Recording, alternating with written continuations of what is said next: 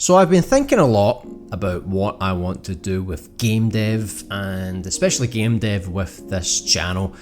So in a previous video I kind of mentioned that, I had some health issues, but I'm starting to get back to the channel, I'm starting to get back to game dev, and I don't really want to pursue like a professional game dev sort of environment just yet. So I don't really want to get into like Unreal, Unity, Godot, all those kind of things. I still want to keep it quite casual, so I don't want to go too far. I think maybe in the years to come I may sort of upgrade my game dev ambitions and skills, and possibly I'll get into that sort of thing, and I'll learn other softwares like Blender and everything else that you kind of need to really know what you're doing with game dev. Maybe even programming, who knows. I know you don't need to use programming, there's a lot of sort of visual tools you can use now, but yeah, that's something I'm going to think about in the sort of distant future.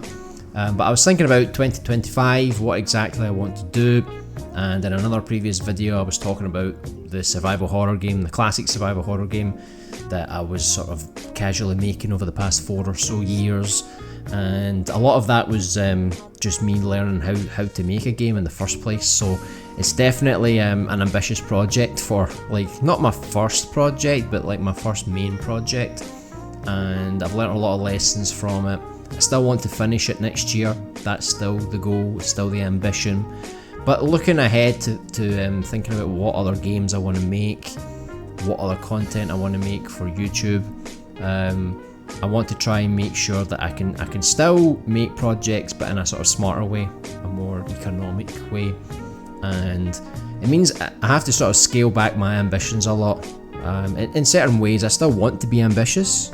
I don't want to just put out really simple games, it's just not who I am. So I think one of the main things you'll get from me is you always get something to do with story and characters. Like, I know for a lot of people, they'll always argue that the gameplay is what matters most, and I agree, but I kind of come from like that kind of story heavy kind of background from the games that I love playing, to just like where my skills sort of lie. I really enjoy crafting stories and creating characters and dialogue and even doing some voice acting. So I'll definitely use that as like a strong pillar going forward with all of the games that I make. But I have to try and scale back the gameplay, unfortunately, but try and still make the gameplay good. And since I'm not doing this professionally, I feel like I can get away with like a few little things here and there. If some of the gameplay is a little bit janky or maybe a bit repetitive, it'll be okay, because the game won't last that long. I think that most of these games I make are going to be shorter games, but hopefully I'll still be able to craft like a really interesting experience for what it's worth, and not everyone's going to be able to play it, because I'm still going to be making it inside Dreams, which is basically a game dev environment inside PlayStation 4 and 5. So you would need a copy of that game in order to play the stuff that I make.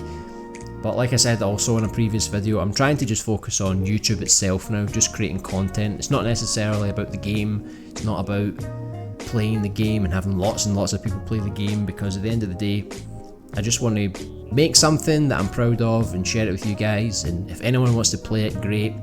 If you don't have access to it, hopefully you still enjoy the content that I provide through live streams and videos on the channel, just sort of updating you and showing you gameplay and showing you how it's everything's developing. So that's kind of like the plan going forward. But I was really thinking about how I'm going to scale back the gameplay. What kind of games am I going to make? So normally I make like horror games, survival horror games, RPG games, and a lot of these can take a lot of time to make, let's be honest. For survival horror games you have to create like really detailed environments, you have to have like a really good level design, it's almost like a Metroidvania. They have to figure out like, okay, so if we're going to backtrack a little bit, what items do I need, and how do you go around the environment? It's not just go from A to B, you're kind of going around like a building, and it has to make sense. So there's a lot of like design work, there's a lot of environmental work, and on top of that obviously you've got combat. And looking at RPG games, that's obvious, they are extremely long games, lots of quests, lots of things to do. So both of these genres definitely take a lot of time. Like, I think games in general take a lot of time to make, let's be honest. But there's certain genres which I feel suit sort of like where I am right now. So things like visual novels, for example. I don't really play or read visual novels, but I do really love the Ace Attorney games, the Phoenix Wright ones. But yeah, I can kind of see the potential with like my sort of, let's say, expertise. I don't know if it's expertise, but where I'm more comfortable with writing stories and crafting characters, like that kind of genre would fit me really well.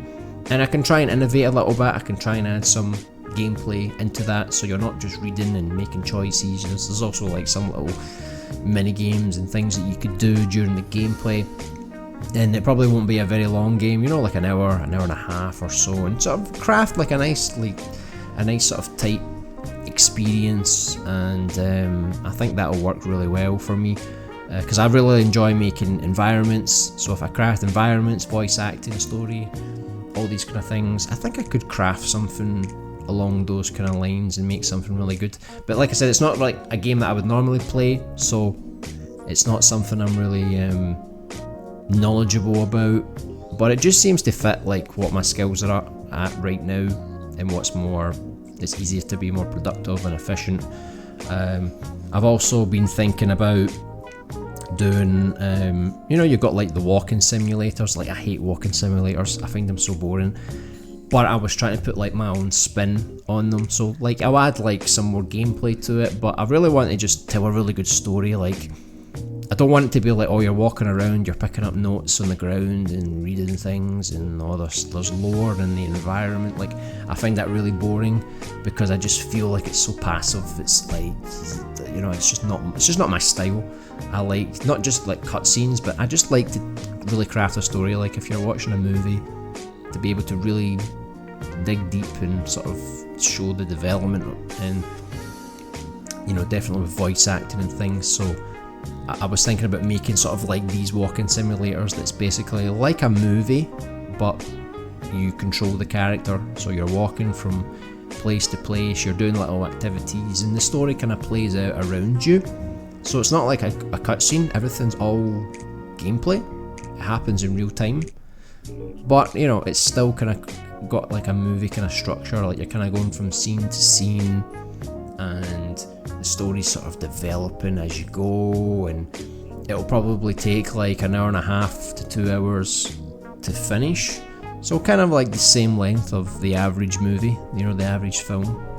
That's another thing that I was really thinking about making as well, because then I can focus really on the story and the environments, and just how to craft a really well told story. Because gameplay is important to me, definitely, but for me, I really love story, and I really love games. So it's not like, oh, I'm just going to make a movie, because at the same time I don't really want to make a movie. I still like games. I still like the fact that you can control your character, you can interact with things, and it gives you a bit more freedom, and you feel like you're actually there. You're not just watching a movie, you feel like you're actually inside this world, and that's kind of what I want to make. So I think that's something that I could realistically do and finish without having too many complications. Like I said, no combat in these visual novels, graphic novels, whatever, and these sort of walking simulators, there's no combat, so I can just focus on environment, storytelling, and then just sort of like putting little bits of gameplay in, just to sort of make things flow from start to finish. And I think I can craft something that's really engaging and keep the player going for the full duration, hopefully anyway. Another thing I was thinking about was like animations, and animations are really time consuming as well, because if you have to animate everything frame by frame, and it can be pretty difficult. And in Dreams, when you animate, it's kind of like stop motion. There's fluid animation, but it's like you can't really manipulate objects in a way like facial expressions and things. You have to really do it like a puppet, stop motion puppeteering kind of thing. So all of that is just so much work. So I was trying to think like, what could I do where I could just like focus on the environments, focus on the poses of the characters, but not have to spend so much time animating to get it perfect. And I was thinking like I could make some kind of interactive comic book, like you're going through the comic book, but it's more visually appealing. There's like some light animation, nothing crazy, but just enough to sort of like set the scene. And it's another way for me to get back into voice acting again. I think it could be really fun, and it's a way that I can still tell stories without having to spend so much time animating and, you know, getting all the little details, you know, like with the lip sync and all that. Because I feel like one of my main problems in my entire life is that I feel like I want to do everything. Like how when you watch movies or TV shows or play games, you want to make exactly what they make, but at the end of the day it's like a big production team normally, and even if it is like a solo dev, they probably have a lot of time to work on it, and they've been funded, and I'm not. Right now I'm just a hobbyist, so I need to kind of treat it that way. So there's got to be ways where I can sort of still make what I want to make, but make some sacrifices, but ones that make sense, so I can actually finish the projects from start to finish. And I think that's the key thing here, because I don't want to drag out my projects any longer than I have to. So I think for next year we'll get the survival horror game done. If I make other ambitious games, I'll just sort of release videos, and, you know, if there's ever a demo or a preview that I can release that's playable, then I will do so. And the rest of it, I'll try and experiment with different genres, trying to get back into storytelling, and I think that's really where I'm going to focus on the most, because I feel like if I put in too much time into gameplay, and it's not really a platform that's going to get a lot of people playing, I'll probably save my gameplay heavy concepts for, you know, if I ever do move to like Unreal Engine and Unity, etc. So we'll just have to see what happens there. But yeah, next year let's see if I can get some good content for the channel. I think that's the most important thing, and if I can do that, then I think I'll be pretty happy, pretty accomplished. So thanks very much for checking out today's video. I hope everyone's doing well. If you liked the video, please give a like, it supports the channel greatly. If you're new here, please subscribe, and I'll see you guys in the next one.